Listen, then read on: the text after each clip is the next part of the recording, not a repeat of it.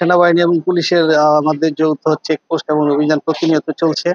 এরই ধারাবাহিকতায় এরই যে ক্যাপ্টেন আমিন 33 বীর ক্যাপ্টেন আমিনের নেতৃত্বে আজকে কাউতলীতে চেকপোস্ট চলমান ছিল। সকাল অনুমান 6:30 দিকে চেকপোস্ট চলাকালীন সময় একটা পিকআপকে থামানোর সংকেত দেয়।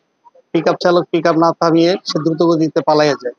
তখন সেনাবাহিনী এবং পুলিশ পিছু ধাওয়া করে দাতিয়া রাস্থ ফারুকিপাড়া নামক স্থানে আসার পর পিকআপ চালক পিকআপটি ফেলে পালিয়ে যায়। ওই পিকআপ থেকে তল্লাশি করে পিকআপ থেকে সর্বমোট 28 বস্তায় ছোট বড় ভারতীয় তৈরি 1480 বোতল মদ উদ্ধার করা হয়। এখানে বিভিন্ন সাইজের এবং বিভিন্ন ব্র্যান্ডের মদ রহিয়াছে। আমরা উদ্ধারকৃত মদগুলি এখন মামলা প্রক্রিয়াধীন আছে। জব্দ তালিকামূলক জব্দ করা হয়েছে। মামলা প্রক্রিয়াধীন। মাদকের তো আসলে বাজার মূল্য উল্লেখ করার কোনো নেই। তারপর এটা অনেক টাকা হবে, 40-50 লাখ টাকা অনুমান হবে।